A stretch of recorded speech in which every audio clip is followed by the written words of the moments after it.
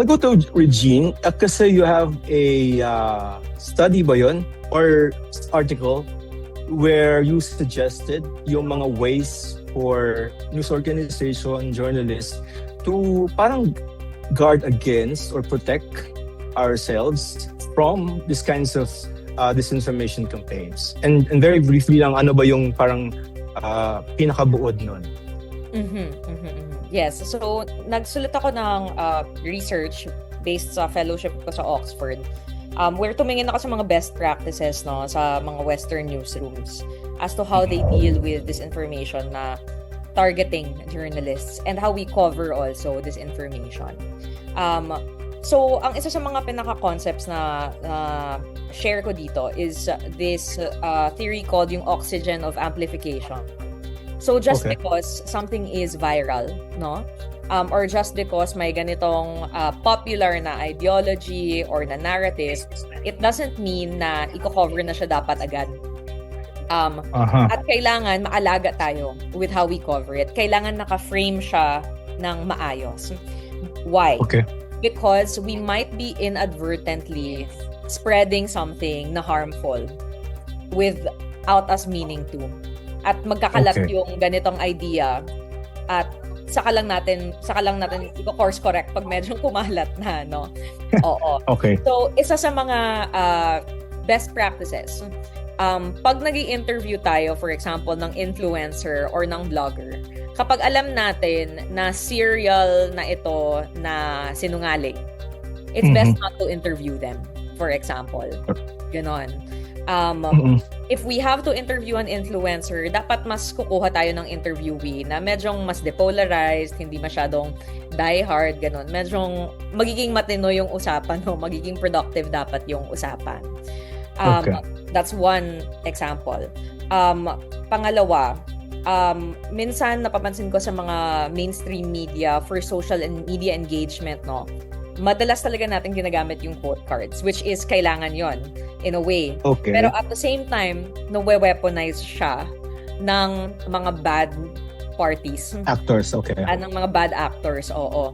So kapag hindi na-frame ng maayos ang isang quote card, kapag for example, quote lang siya at hindi linagay yung pangalawang paragraph ng context, nasispin siya sa comment section tsaka nasispin siya sa shares. So, kailangan may additional tayo na context or minsan, yung sagutan, doon na natin ilagay sa isang top mat. Huwag na natin i-separate para makikita yung balanse. Napansin namin, mga disinformation watchers, na madalas ginagamit yung mga quote cards na tambayan ng mga trolls. So, if the social media team will notice, for example, pag-post nyo ng quote card or minsan ng breaking, tapos biglang magkakaroon ng dagsaan ng mga comments. And usually, you can tell kapag hindi siya organic kasi may script na, tapos may speed So, madalas, nagagamit yung mga bots na hindi na nga siyang trolls. Kasi pag trolls, mano-mano. Pag bots, automatic. Yes, automated. So, makikita mo na pag bot activity, mas manipis yung time frame. Kasi automated na siya dikit-dikit. Yes, oo. So, yung script comes in within siguro mga 5 minutes. May dagsaan na siya ng ilang dozens or hundreds of comments. Ganon. So, iba yun sa organic.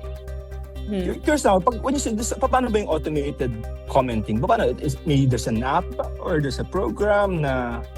Yes, pina-program yan. So, nag-hire itong mga political clientele sometimes or yung mga troll farms. May mga in-house sila na programmer. Or sometimes mag-outsource sila ng programmer. And they build, sometimes now based, lalo na sa panahon ng AI, they use AI to build or to code yung hacking ng comment section. Meaning they can comment on Facebook posts namin and automatic yun. Hindi sa tao, program, sa computer-to-computer sync. Yes, oo. So I've never seen this demonstrated yet, pero I've spoken to sources who have said na ginagamit talaga ito bilang device. So those are some ways na you can identify. So ano yung, number one, ano yung warning telltale signs that yung kinukonsume nila ay hindi organic?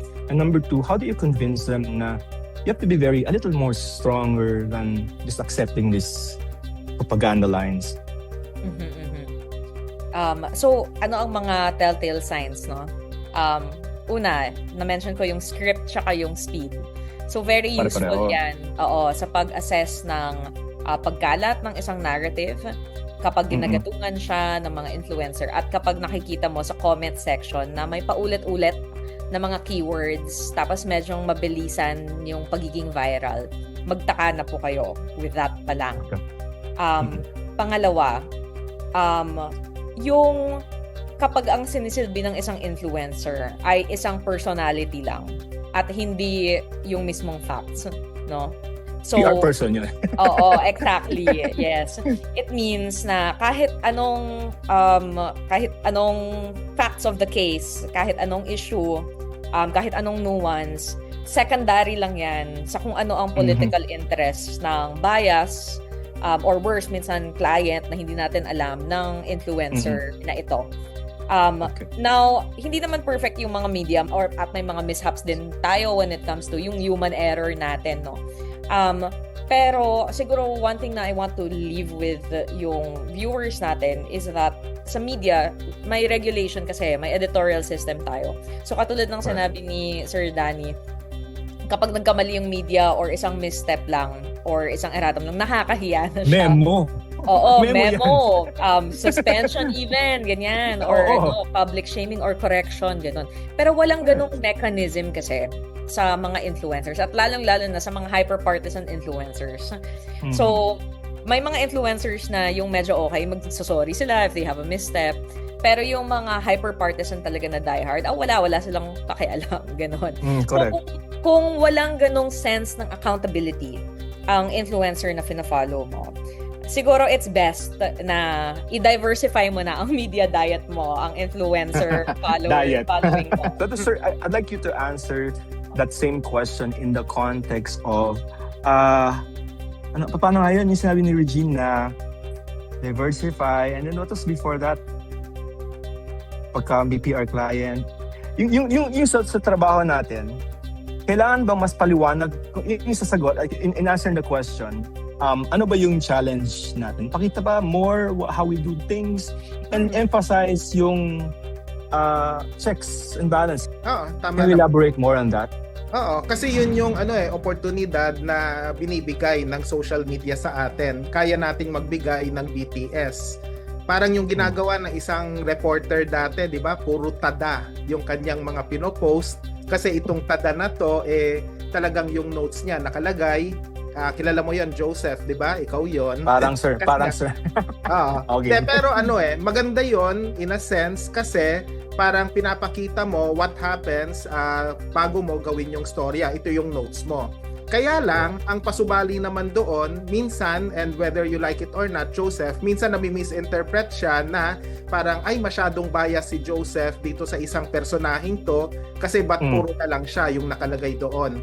Yung part na yon dapat nililinaw din sana sa publiko na I'm sure ginagawa mo rin naman every now and then kasi nga bahagi siya ng trabaho ng isang periodista.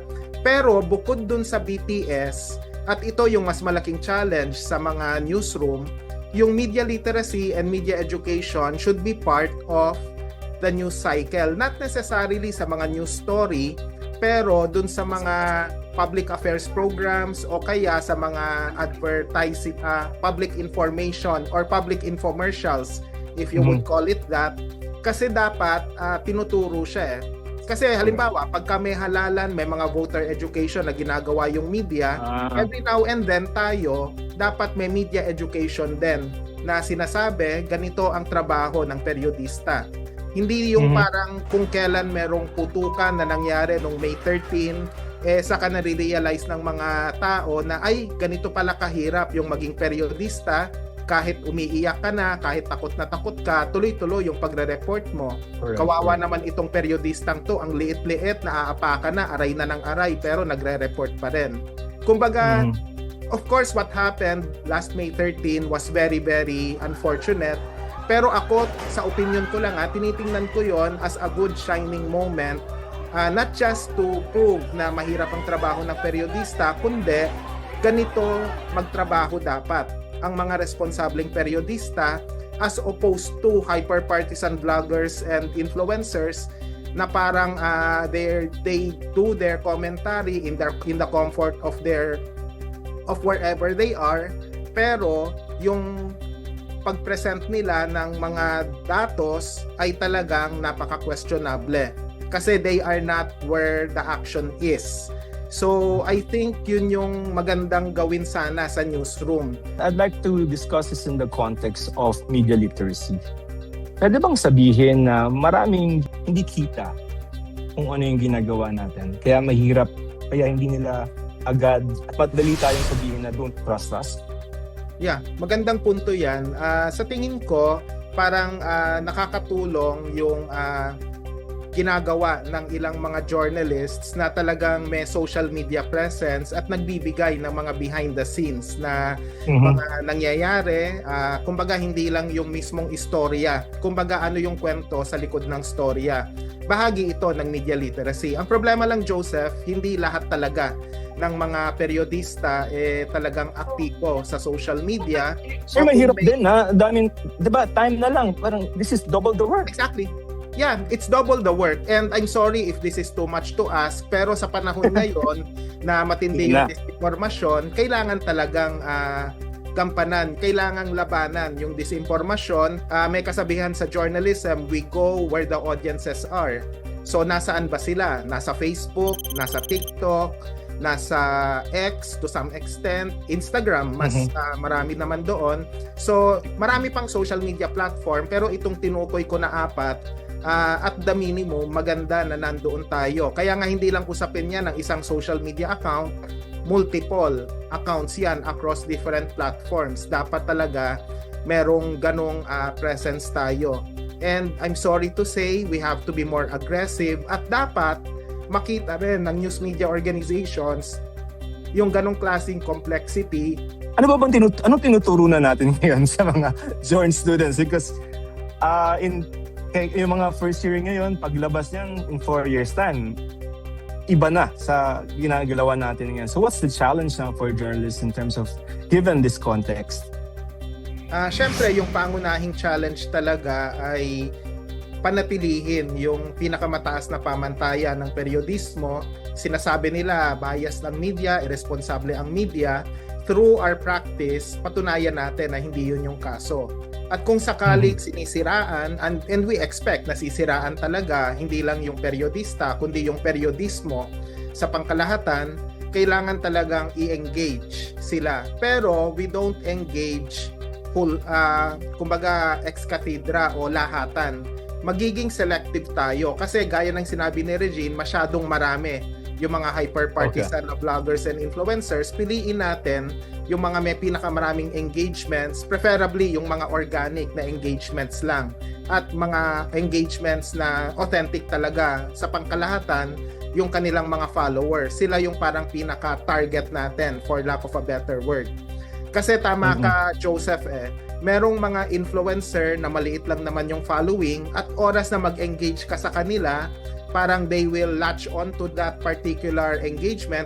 Kaya dapat selective tayo. Yung may pinakamataas na engagement, let's say by the millions of followers, yun yung mga hahabulin natin at i-call out publicly, preferably, sa kanilang mga maling gawe.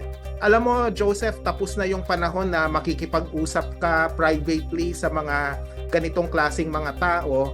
Dati, we were hoping, maybe 10 or 15 years ago, we were hoping na sana ma-convert sila or ma-win over sila.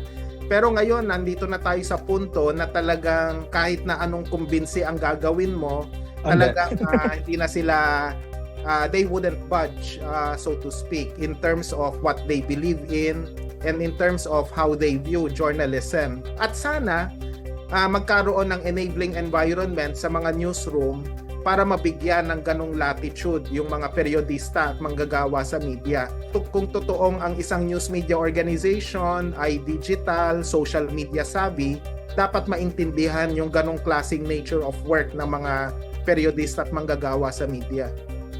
Okay. Let's make regular the media education component, especially of public affairs programs para mas malinaw sa publiko, ganito yung trabaho ng periodista, expectation sa media, dapat mas matemper at ma-level off din, and we don't create any false impressions dun sa trabaho ng periodista. Ang periodista pwedeng magkamali yan, but as Regine correctly noted, may sense of accountability kasi nasa ethics yan. Ang tanong, ang hyper-partisan vloggers and influencers, may ethics ba siya na sinusunod? I think with that, we can conclude na parang sino ba yung pinapakinggan mo at baka mamaya meron siyang nasa likod lang, hindi ba? Habang patuloy na nagbabago ang paraan ng paglikha at pagkonsumo ng balita, patuloy ding nagbabago ang mga hamon na kinakaharap ng mga journalist at maging ng publiko. Sa gitna ng napakaraming impormasyong mabilis na kumakalat online, mahalagang maging mapanuri sa ating nakikita, nababasa at sinishare na mahalagang bahagi ng pagiging isang informed citizen. Dahil sa huli, ang pagharap sa disinformation ay responsibilidad nating lahat. So let's fight disinformation one fact check at a time.